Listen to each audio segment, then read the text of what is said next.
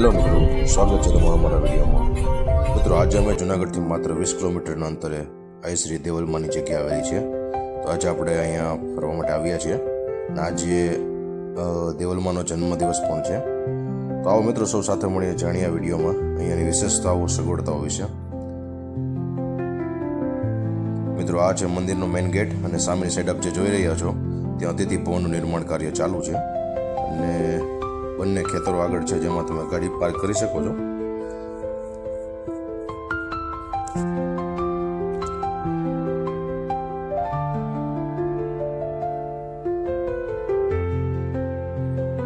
Main ગેટથી enter થતા સામેની side આપને એક નવું મંદિરનું નિર્માણ કાર્ય ચાલુ છે અને ટૂંક જ સમયમાં એકાદ વર્ષમાં મંદિરનું કાર્ય પૂર્ણ થશે એવી માહિતી મળી છે આપણે અહીંયાથી. અને આવતી શિવરાત્રિ 2027માં પ્રાણ પ્રતિષ્ઠા મહોત્સવ પણ યોજાવાનો છે. સાથે ભવ્ય લોક ડાયરો, મોરારી બાપુની કથાનું પણ આયોજન છે અને આવી રીતે એક નાનકડો બગીચો છે.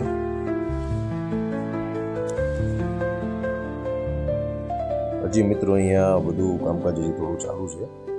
હજી મંદિરનું કાર્ય પણ પૂર્ણ થશે, સામે અતિથિ ભવન પણ પૂર્ણ થશે, પછી નાનો બગીચો ને બધી વસ્તુઓ બનશે. અત્યારે એક નાનો બગીચો છે જેમાં ઝૂલો છે, આવી રીતે બધી પ્રાણીઓની છબીઓ છે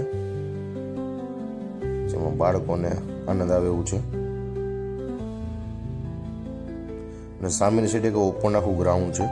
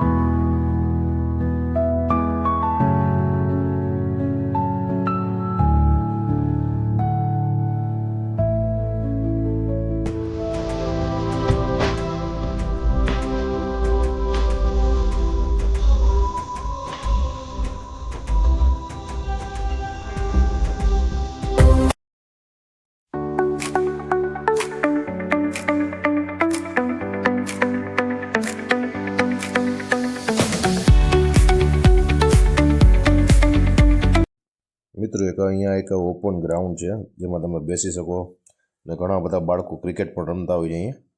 અને તડકો છે પણ નાળિયેરીનો છાંયડો છે બાજુમાં, એટલે કંઈ વાંધો નથી બેસવામાં. અને મિત્રો સામેની સાઈડ તમે જે જોઈ રહ્યા છો તે કોઈ 5 સ્ટાર હોટલ નથી મિત્રો. તે અહીંયા આવતા ભાવિ ભક્તો માટે એક રહેવા માટેની બેસ્ટ સગવડતા છે, એમને જમવા માટેનો બેસ્ટ હોલ છે એક, અને માતાજીની જ્યાં ભાવિ ભક્તો આવે ત્યાં બેઠક યોજાય છે તે એક સભાખંડ છે અંદર.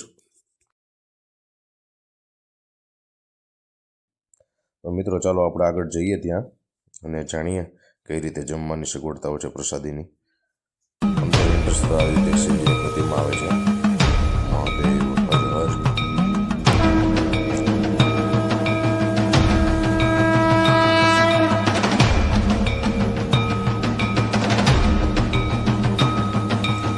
મિત્રો આ છે એક જબરજસ્ત પ્રસાદી માટેનો હોલ, જ્યાં ઘણા બધા લોકો બેસી શકે અને આસનની પણ વ્યવસ્થા છે.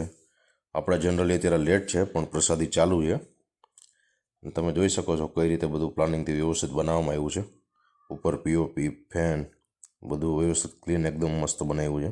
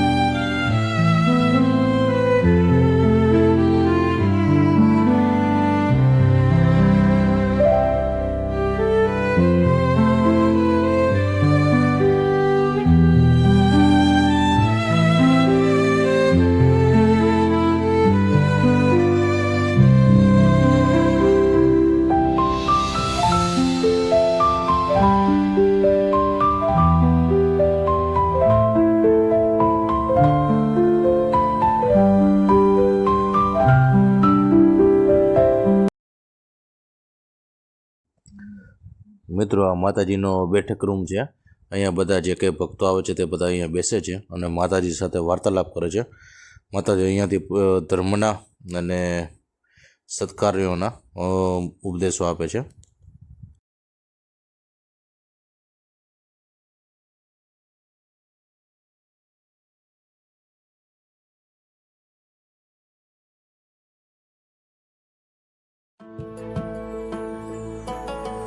કોલસો ધરતીમાં હજારો વર્ષો સુધી તપે ને ત્યારે એ હીરો બને છે.